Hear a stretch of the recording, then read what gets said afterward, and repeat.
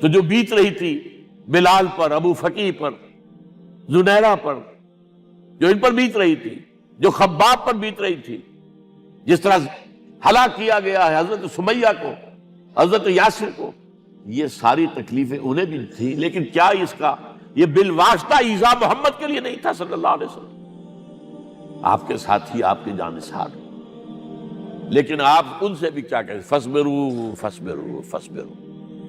جب ابو جہل بدترین ٹارچر کر رہا تھا حضرت سمیہ اور حضرت یاسر کو رضی اللہ تعالی عنہما، آپ کے علم میں ہے کیسی کیسی ٹارچر کی ہے؟ جوان بیٹے کو باندھ دیا ایک ستون کے ساتھ، اس کی نگاہوں کے سامنے برہنہ کیا ہے ماں کو،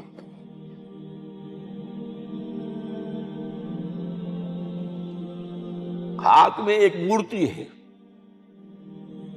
جب تنگ آ گیا، ستا کر تنگ کر کے مار مار کے حضرت سمیہ ٹس سے مس نہیں ہو رہی، کہتا ہے تم ایک دفعہ کہہ دو سمیہ کہ ہاں اس مورتی میں بھی کچھ ہے، میں تمہیں چھوڑ دوں۔ انہوں نے تھوک دیا، برچھا مارا ہے شرمگاہ کے اندر۔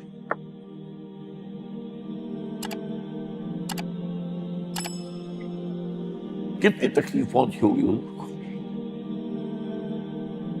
لیکن آپ گزر رہے، اصبروا یا آل یاسر فإن موعدکم الجنہ، اے یاسر کے گھر والوں صبر کرو، تمہارے استقبال کی تیاریاں ہو رہی ہیں جنت میں۔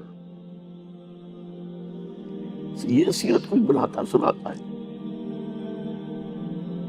یہ سیرت۔ یاسر کے ساتھ کیا کیا ہے؟ 4 اونٹ نر سانڈ، اور ان کے ساتھ رسے باندھ کر، ایک رسے سے ان کا ایک بازو باندھا، ایک سے دوسرا بازو، ایک سے ایک ٹانگ، دوسرے سے دوسری ٹانگ، انہیں دوڑایا ہے کہ پرکھتے ہو جیسے قسم کے۔ یہ دین ایسے ہی قائم نہیں ہوا، عدل و انصاف کا نظام ٹھنڈے ٹھنڈے قائم نہیں ہوتا، گھر میں آرام سے بیٹھے ہوئے قائم نہیں ہوتا۔ اور سنیے، 3 برس شیب بنی ہاشم کے اندر قید ہے، 3 برس ٹوٹل بائیکاٹ، ایک گھاٹی، ادھر پہاڑ ادھر پہاڑ، دونوں طرف جو ہے پہرے، کوئی کھانے پینے کی چیز اندر نہیں جائے گی، اور پورا خاندان بنی ہاشم، وہ بھی کہ جو ایمان نہیں لائے، وہ قبائلی زندگی تھی نا۔ بنو ہاشم چونکہ حضور کو پشت پناہی چھوڑنے کو تیار نہیں ہوئے، ابو طالب نے آخری وقت تک بھی ساتھ نہیں چھوڑا۔ ہاں، آخری وقت کے قریب ایک بات ہو گئی تھی، ایک مرتبہ تو ہوا کہ وفد آیا ہے قریش کا کہ اپنے بھتیجے کو روک لو، وہ ہمارے معبودوں کی توہین کرتا ہے۔ ابو طالب نے بلایا اور آپ سے کہا کہ یہ کچھ اپنے رویے کو بدلے۔ آپ نے فرمایا چچا جان، اب تو چاہیے میرے ایک ہاتھ پر سورج اور دوسرے پر چاند رکھ دے، میں اپنے اس مشن کو چھوڑ نہیں سکتا۔ اور ابو طالب کے عین انتقال کے وقت جو معاملہ ہوا، جب وفد آیا ہے کہ ٹھیک ہے اب ہمارا جو ہے صبر کا پیمانہ لبریز ہو گیا ہے، اب ٹھیک ہے آ جاؤ میدان میں، تم بھی ساتھ چھوڑنے کو تیار نہیں ہو۔ ابو طالب نے بلایا آپ کو، بھتیجے مجھ پر اتنا بوجھ نہ ڈالو جو میں برداشت نہ کر سکوں۔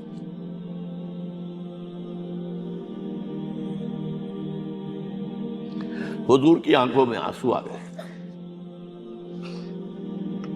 چچا جان، اب تو یا یہ بات پوری ہوگی یا میں اپنے آپ کو ختم کر دوں، اسی میں ختم ہو جائے۔ 12 شیب بنی ہاشم میں 3 برس اس حال میں گزرے ہیں، ٹوٹل بائیکاٹ، کوئی کھانے پینے کی نہیں۔ کچھ لوگ تھے شریف النفس، مثلا حکیم بن حزام تھے رضی اللہ تعالی، اور بعد میں ایمان لے آئے۔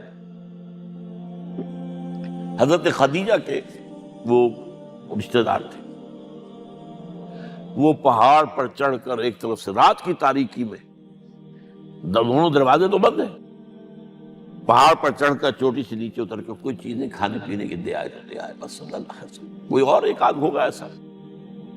یہاں تک نوبت آئی ہے کہ بنی ہاشم کے یہ پھول جیسے بچے معصوم بھوک سے بلبلا رہے ہیں، اور اس کے سوا کچھ نہیں ہے کہ سوکھے چمڑے ابال کر اس کا پانی ان کے حلق میں ٹپکا دیا جائے۔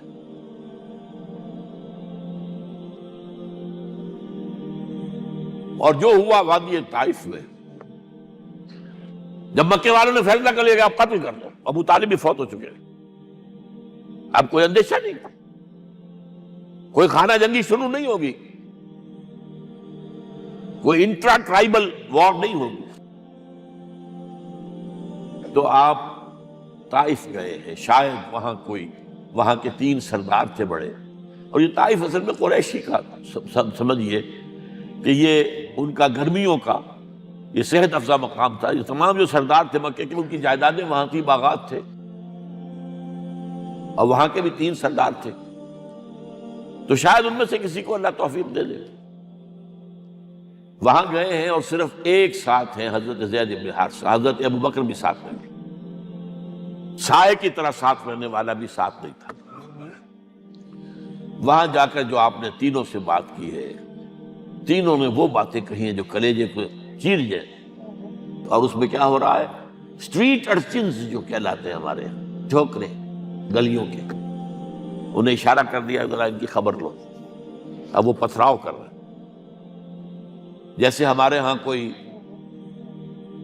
آ جاتا ہے، کوئی نیم پاگل یا کوئی اور کسی طرح کا مست قسم کا آدمی، اور اس کے اوپر چھوکرے چاروں طرف ہوں اور ستا رہے ہوں، یہ نقشہ تھا، اور طائف کی گلیاں تھیں، اور محبوب رب العالمین تھے۔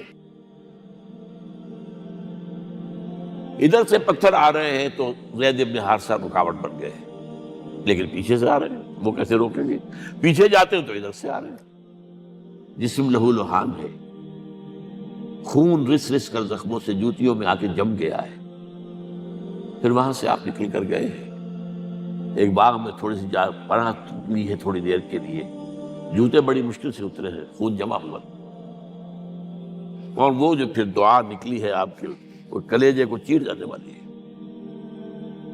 اللہم الیک اشکو ضعف قوتی وقلت حیلتی وحوانی علی الناس، اے اللہ تیری جناب میں فریاد لے کر آیا ہوں،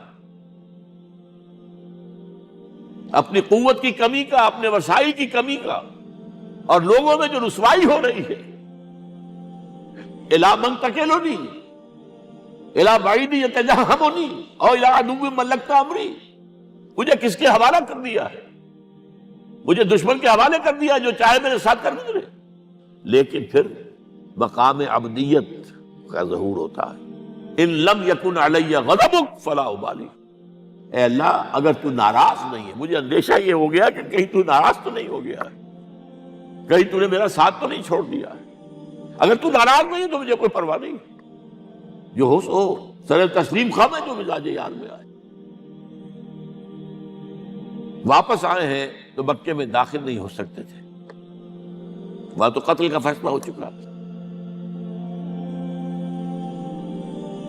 بہرحال یہ چند باتیں میں نے آپ کو بتائی، باقی تو یہ کہ غار ثور ہے کیسی کیسی، اور پھر غزوہ بدر سے پہلے کی رات ہے، اور وہ آپ کا زندگی کا طویل ترین سجدہ ہے۔ اس میں جہاں تک یہ الفاظ بھی آپ نے کہہ دیا، اللہ اگر کل یہ جو 313 یہاں جمع ہیں اگر یہ ختم ہو گئے تو پھر قیامت تک تیرا نام لینے والا کوئی نہیں ہوگا، میں آخری رسول اور میری یہ 15 برس کی کمائی ہے۔ اس وقت کہا حضرت ابوبکر نے، وہ پہرےدار کی حیثیت سے کھڑے تھے، کہ حسبک حسبک حضور بس کیجئے بس کیجئے۔ بہرحال بدر ہے، احد ہے، زخمی ہوئے ہیں، دندان مبارک شہید ہوئے ہیں، خون اتنا بہا ہے کہ بے ہوش ہو گئے ہیں، اور خبر اڑ گئی ہے کہ آپ شہید ہو گئے۔ یہ سب کچھ، اور سب سے بڑھ کر حمزہ کی لاش سامنے آئی۔ کیسی لاش؟ ناک کٹی ہوئی ہے، کان کٹے ہوئے ہیں، پیٹ چاک کر کے کلیجہ چبایا ہوا ہے۔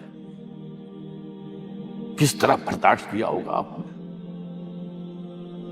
اپنے اوپر طاری کر کے دیکھیں، یہ حمزہ کون ہے؟ چچا ہے، دودھ شریک بھائی ہے، خالہ داد بھائی ہے، ساتھ کا کھیلا ہوا ہمجولی ہے، اور اس کی لاش ہے۔ جو قلب اطہر پر بیت رہی تھی وہ مدینے میں آ کر ایک بڑا ماحول بدلا ہوا تھا، تب وہ بات سامنے آ گئی۔ تو مختلف گھروں سے عورتوں کے بین کرنے کی آوازیں آ رہی تھی، اس لیے کہ اس وقت تک بین کرنا حرام نہیں قرار دیا گیا تھا، ممنوع نہیں تھا۔ آوازیں سن کر حضور کی زبان مبارک سے نکل گیا، اما حمزہ تو فلا بواکی لہو، ہائے حمزہ کے لیے تو کوئی رونے والی بھی نہیں ہے۔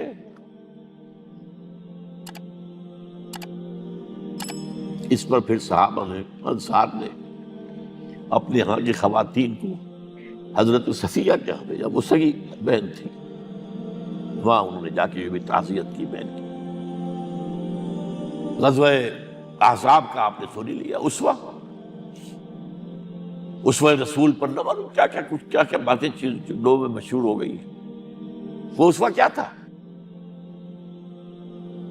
جب خندق کھودنے کا فیصلہ ہوا ہے اور خندق کھود رہی ہے، حضور بھی لگے ہوئے ہیں، بھاری بھاری پتھر اٹھا کر کندھے پر لا کر باہر پھینک رہے ہیں، پتھریلی زمین تھی،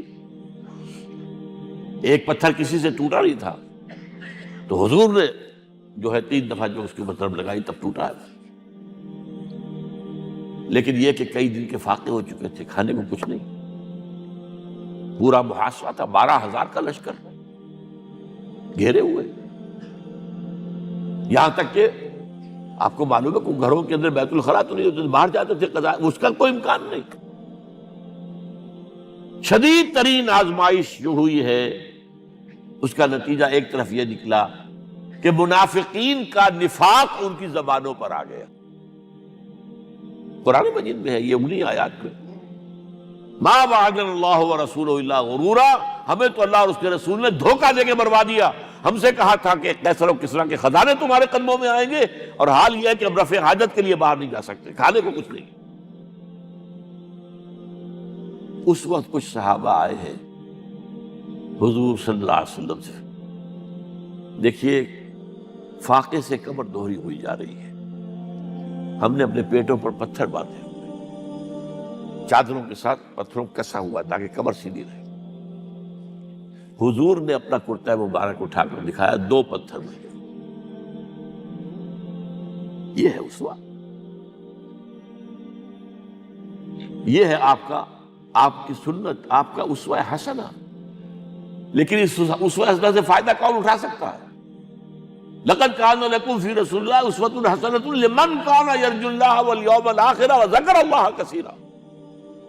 اسوہ تو اپنی جگہ ہے، قرآن میں ہدایت سب کے لیے، ھدی للناس، لیکن فائدہ اٹھائیں گے صرف متقین، ھدی للمتقین، ہے سب کے لیے، اسوہ سب کے لیے ہے، لیکن استفادہ وہی کر سکے گا جو 3 شرطیں پوری کرے: اللہ اور یوم آخر پر ایمان، اور اللہ کا ذکر کثرت کے ساتھ۔